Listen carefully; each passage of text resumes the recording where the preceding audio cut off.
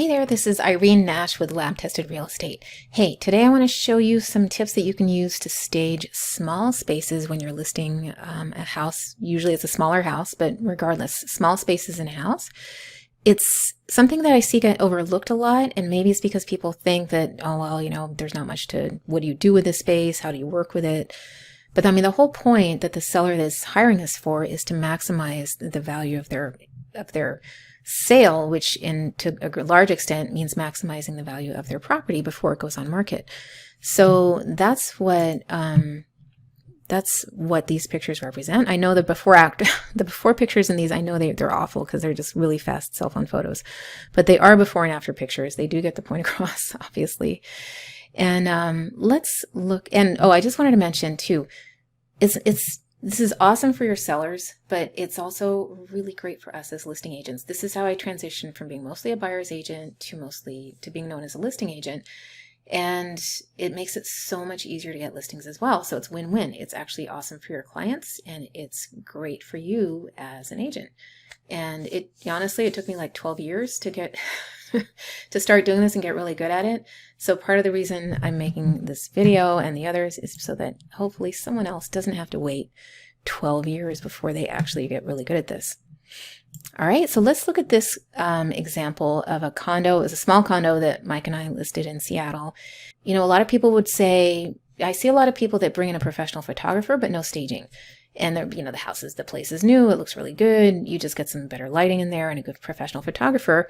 And they might say, yeah, it's going to be fine. But when it's staged, this is what we ended up with as our after shot. And clearly that portrays a huge amount of value that wasn't there in this previous photo. So let's start off with the number one question that we always ask ourselves when we're going to stage is, what are we selling? So here, clearly this window, oops, this window is a huge part of the value here, right? This view, and not all the units in this building were high enough up to have a good view. So this was definitely a differentiating feature. These floors are really nice. This isn't specific to a small area, but these are some of the things that we want to make sure we maximize. And they were new floors, high quality engineered wood floors that were put in right before sale. We've got a fireplace that people like. The whole place is kind of modern. The building's quite new. They've got, granite countertops and in an open floor plan, which a lot of people like. So the question is, how do we work with it in a way that is going to maximize it and not make it feel cluttered? Whoops. So, sorry, you guys, I just bought this tool and it works really well. I keep not using it correctly.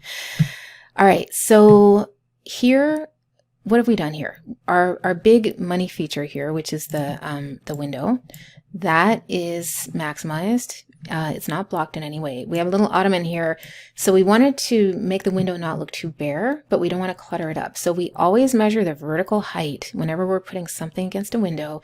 It's a really good idea to measure the vertical height and make sure you don't have something that comes up and blocks it, like, up here in this area. And then we wanted to have something here in the corner. This tree just brings in a little greenery, but it does not block the view. There's an alcove here, so you're not blocking the window.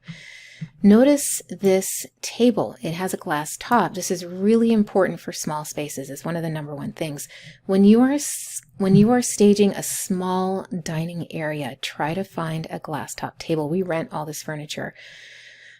Look at this. The square footage of the picture that's taken up by the top of this picture, at the top of this table. If this was like a dark color and a non-see-through color, or just a bad color, then it would make this look really cluttered. So we always try to find a glass table for small areas. Notice that this as well, this little coffee table over here, that's glass as well. It's a tiny thing you might not really notice until you actually look at it and go, oh, yeah, it's not blocking. Doesn't make the room feel more crowded. Then these chairs, notice how they're positioned. Number one, there are only 2 chairs, not 4, even though this set comes with 4 chairs.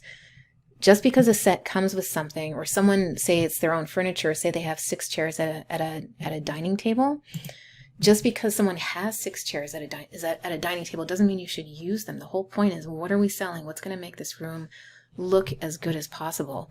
So, and usually less is more. So 2 makes more sense for the size of this place anyway, just in terms of who's probably going to live there. Then notice the positioning. We don't have any kind of chair that's like right here with a back to the camera, because that would block the area. We have them slightly angled so that they're positioned to show functionality and look nice and inviting, but without blocking space. And then this isn't a small space thing, but notice this rug here. Notice the contrast that it creates with the floor. This is really important because it creates some pop. If this was just the floor, it would look like a nice floor, but it would look kind of bare and maybe overwhelming. A thing that I see people do a lot is they'll have a brown floor and then they'll put a brown rug, like throw rug on top of it. And it can really date a place, like make it look just kind of drab and all the same color.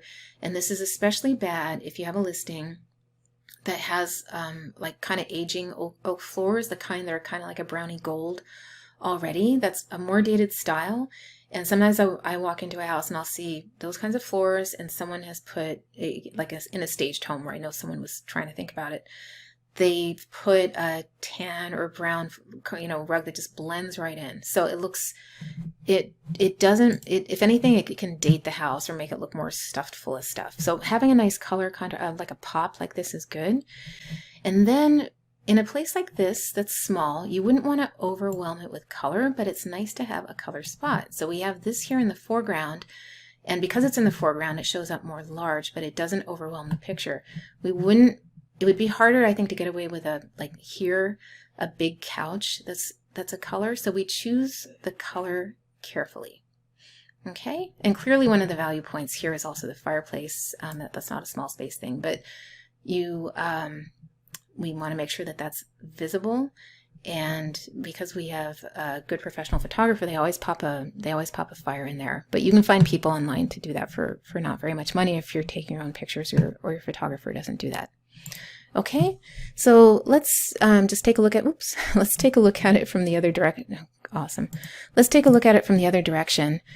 This is what it looked like from the other aspect, and this is what it looked like when it was done. So yes, there's professional photography in here too, but if you got a professional photographer to take a picture of this, there is just no way that it would ever look as good and portray as much value and comfort and invitingness, as this does. Right? Okay, I hope this was helpful. There's a home listing prep and staging checklist that you can download for free in the remarks below the video. Go ahead and subscribe to the channel if you want to get future videos and you haven't subscribed already. This is Irene Nash with Lab Tested Real Estate saying thanks for watching.